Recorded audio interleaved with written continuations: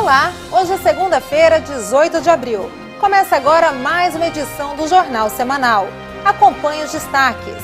Após 21 horas de julgamento, teses do MPE são acolhidas por jurados e réus acusados pela morte de ex-vereador de Nova Mutum, condenados a quase 18 anos de reclusão.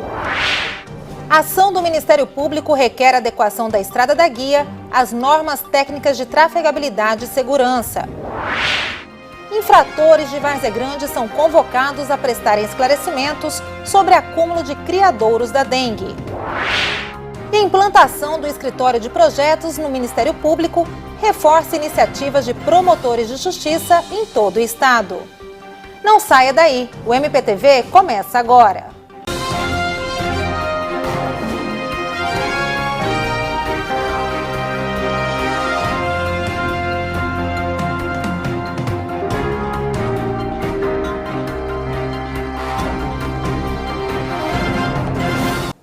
Abrimos essa edição falando de uma situação preocupante. As condições da rodovia Helder Cândia, mais conhecida como Estrada da Guia. A estrada que teve mudanças para atender a demanda do tráfego da região norte do estado em direção à capital, tem sido chamada de Rodovia da Morte. O motivo? Os inúmeros acidentes registrados diante das irregularidades ao longo do trecho.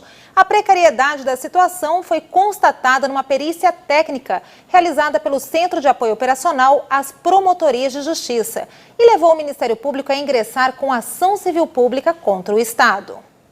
A ampliação da largura do acostamento, o reforço da sinalização horizontal e a manutenção adequada da pista de rolamento são os principais pontos identificados na perícia.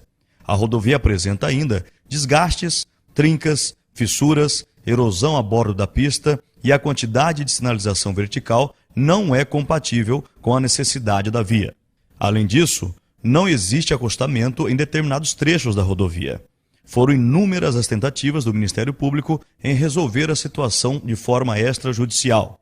Conforme o promotor de justiça Alexandre de Matos Guedes, o objetivo agora é fazer com que a via pública seja adequada às normas técnicas de trafegabilidade e segurança.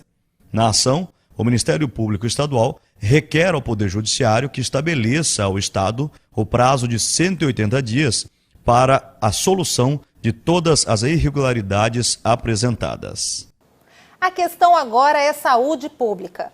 O estado de Mato Grosso continua em alerta pelo aumento das notificações de casos suspeitos da dengue, zika vírus e febre chikungunya. Dados da Secretaria de Estado de Saúde destacam que já foram notificados quase 37 mil casos da tríplice epidemia. Só a dengue já foi registrada em 132 municípios mato-grossenses, sendo que 82 deles apresentam incidência acima de 300 casos a cada 100 mil habitantes, considerados como de alto risco de transmissão da doença. Em Várzea Grande, a 6ª Promotoria de Justiça Civil já está com a lista de proprietários de áreas propícias à criação do mosquito e, diante da resistência dos infratores na solução do problema, medidas judiciais vão ser tomadas. Até o momento foram instaurados 20 procedimentos investigatórios. Os proprietários serão convocados individualmente a prestarem esclarecimentos ao Ministério Público do motivo de não colaborarem com o fim dos focos do mosquito em Várzea Grande.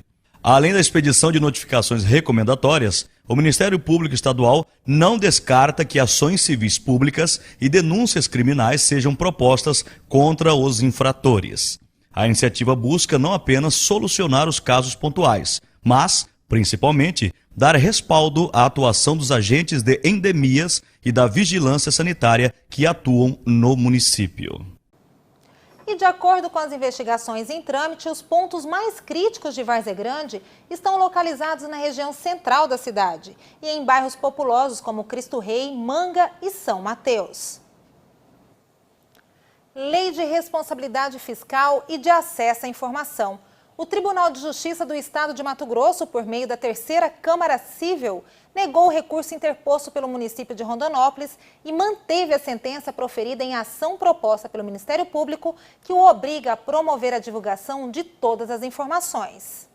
De acordo com o Ministério Público, as informações não são divulgadas em sua totalidade no portal Transparência do município e muitos dados estão desatualizados.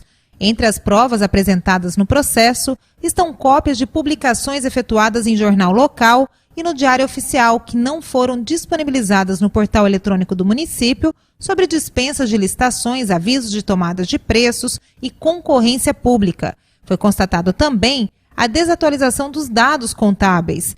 Na sentença, o desembargador destacou que o Ministério Público comprovou que o município de Rondonópolis descumpriu os preceitos da Lei de Acesso à Informação e da Lei da Transparência.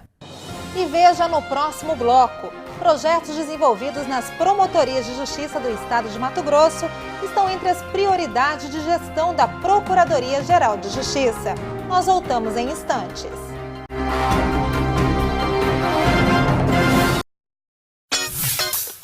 Vamos fazer melhor, sem dengue. A gente vive conectado no mundo virtual. Queremos conectar mais pessoas. Só que dessa vez no mundo real, por uma causa nobre. Todos os anos milhares de pessoas são vítimas da dengue. E muitas delas morrem e acabam perdendo a chance de curtir o que a vida tem de bom. E isso é assunto sério. A gente nasceu ontem sim, mas nós queremos todo o tempo que há pela frente. Compartilhe essa ideia. Vamos fazer melhor, sem dengue. Uma iniciativa TV Centro-América, junto com você. E Ministério Público de Mato Grosso. Você já ouviu falar do Banco Nacional de Projetos? Então, é uma ferramenta criada pelo Conselho Nacional do Ministério Público que busca coletar e disseminar os projetos bem-sucedidos no âmbito do Ministério Público brasileiro. São práticas que vão ao encontro da defesa dos direitos fundamentais, da indução de políticas públicas, da transformação social e da diminuição da criminalidade. Em Mato Grosso, o Ministério Público buscou integrar ainda mais essas iniciativas, disponibilizando um espaço denominado Escritório de Projetos para facilitar a concretização e o alinhamento desses trabalhos já desenvolvidos. Conheça agora essa iniciativa inovadora. É no Departamento de Planejamento e Gestão, o DEPLAN, onde está a estrutura para receber as demandas referentes aos projetos e programas institucionais. A ideia do escritório de projetos surgiu exatamente com o objetivo de profissionalizar a gestão. Nós já tínhamos uma estrutura aqui, uma unidade, né, que é a gerência de projetos e desenvolvimento, mas a gente percebeu que os resultados ainda eram ínfimos, né? Nós não conseguimos avançar em desenvolvimento de boas práticas, não conseguimos envolver todos os integrantes da instituição. E essa unidade ela é uma ferramenta com alto potencial no resultado para a sociedade. Então a gente acabou adotando algumas práticas que são mudanças pontuais, mas que são básicas, né? Que nós não corremos o risco de ter um retrocesso nesse processo. O projeto é eficaz, mais uma ferramenta que surge para auxiliar com a atuação do Ministério Público em prol da sociedade. Tudo isso foi colocado em prática sem alteração no quadro pessoal e com a infraestrutura já existente. O que mudou foi o método de trabalho, a organização, a rotina focada na eficiência, eficácia e efetividade dos trabalhos. Este equipamento, por exemplo, a webcam, é comum, mas aqui faz toda a diferença. Podemos até dizer que é a grande inovação do escritório de projetos. Pela dimensão do estado de Mato Grosso, o sistema de videoconferência possibilita agilidade na produção e baixo custo. O esclarecimento de dúvidas dos integrantes da instituição em relação ao desenvolvimento de projetos é muito prático. A iniciativa tem como público-alvo as promotorias de justiça do interior do estado e visa estimular a concretização e efetivação de novas ideias.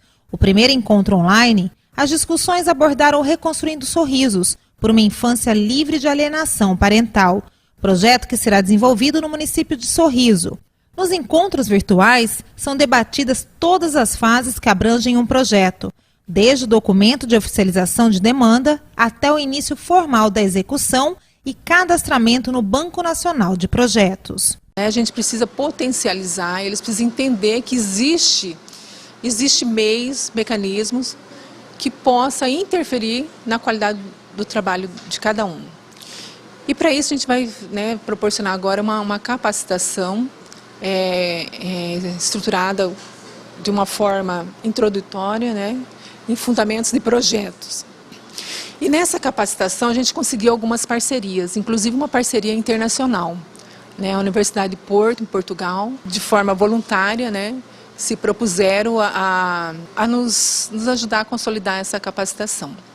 E temos também outra parceria firmada com o PMI, né, que é o capítulo aqui de Cuiabá, que são as pessoas, são as autoridades no tema, né. Essa capacitação, na verdade, vai permitir com que as pessoas conheçam um pouco mais para que serve o projeto, né? Hoje elas têm uma noção, mas elas não têm assim, um conhecimento específico sobre a potencialidade dessa ferramenta. O auxílio prestado através do trabalho realizado pela Gerência de Desenvolvimento de Projetos tem conquistado os integrantes da instituição. A média mensal de elaboração de projetos era de 13 iniciativas. Após a implantação do escritório, a adesão por novas práticas triplicou. Nós estamos, desde meados do ano passado, do ano transato, com um projeto em desenvolvimento, um projeto que nós tínhamos uma ideia de que precisávamos alterar, melhorar uma forma de trabalhar com relação aos promotores. E aí, para desenvolver essa ideia, nós utilizamos, através o serviço, o trabalho, o conhecimento dessa unidade de desenvolvimento de projetos existente dentro do planejamento, que de uma forma brilhante nos ajudou a construir um modelo de trabalho. E a partir desse modelo, a partir desse projeto criado com a ideia dos profissionais da corregedoria e com a prática da unidade de desenvolvimento de projetos, nós geramos uma forma, um projeto, e agora estamos em fase de contratação de uma empresa externa para exatamente fazer fluir, gerir esse projeto. Esse planejamento vai possibilitar até mesmo um diagnóstico prévio sobre os trabalhos de auditoria na instituição. Algo bastante técnico, mas para entendermos melhor, a execução desse projeto no controle interno irá permitir que a administração superior conheça de forma detalhada o cenário interno de todas as áreas da instituição. A medida antecede a inspeção a ser realizada pela Corregedoria Nacional, que vai trazer ainda mais eficácia nos resultados. Nos permitiu estruturar o nosso projeto de maneira a minimizar os riscos, reduzir os prazos previstos para execução e aumentar o comprometimento com os objetivos e resultados.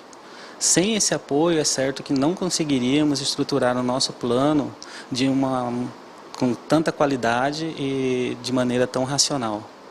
Na área ambiental, um dos maiores projetos já desenvolvido no estado, o Água para o Futuro, também contou com a atuação da equipe de projetos na elaboração.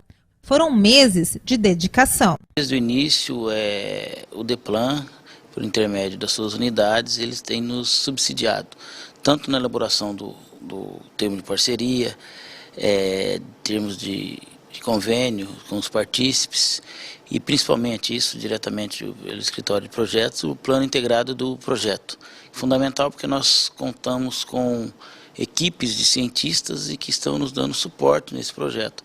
Aí realmente deu um grande trabalho, precisou assim realmente de nos adaptarmos a essa realidade. Nossa realidade de atuação é outra e termos conhecimento dessa realidade científica, então de forma que foi muito boa a participação, foi de extrema importância a participação do escritório de projeto e do DEPLAN.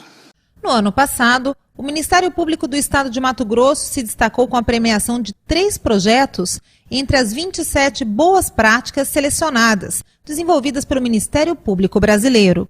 Com os novos aprimoramentos, a meta é que venham muitas conquistas a serem referências no cenário nacional. Um crime que chocou a cidade de Arenápolis. Após 21 horas de julgamento, os responsáveis pela morte do ex-vereador de Nova Mutum, Evandro Luiz Argenton, foram condenados a 17 anos e 10 meses de reclusão em regime fechado pelos crimes de homicídio duplamente qualificado e de ocultação de cadáver. O homicídio ocorreu em junho do ano passado. Os réus Felipe Barroso Figueiredo e José Divino Ferreira de Jesus, vulgo Zezão, mataram a vítima com 4 tiros e ocultaram o cadáver próximo à cidade de Nova Olímpia. O crime teria sido motivado pela falta de pagamento de uma caminhonete. Após inúmeras cobranças efetuadas pela vítima, o réu Felipe Barroso tramou a morte do ex-vereador. De acordo com o promotor de justiça substituto que atuou no júri, Marcelo Rodrigues Silva, os réus desconheciam o fato da caminhonete possuir rastreador, o que possibilitou que fosse encontrado o automóvel com o corpo na caçamba. Acompanhe agora as notícias em destaque no portal eletrônico do Ministério Público. Em carta de repúdio, membros emitem alerta sobre o projeto de lei que coloca em risco a eficiência do inquérito civil. Número de inscritos para o concurso de estagiários da área de direito aumenta 400% após implementação de sistema online. Em Canarana, Ministério Público firma ataque para que medidas contra o mosquito da dengue sejam intensificadas. Em Lucas do Rio Verde, Justiça concede 2 liminares ao Ministério Público que obrigam o Estado a regularizar o repasse de medicamentos para pacientes do SUS. Essas e outras notícias você encontra no portal eletrônico mpmt.mp.br. O MPTV termina aqui. Tenham todos uma ótima semana.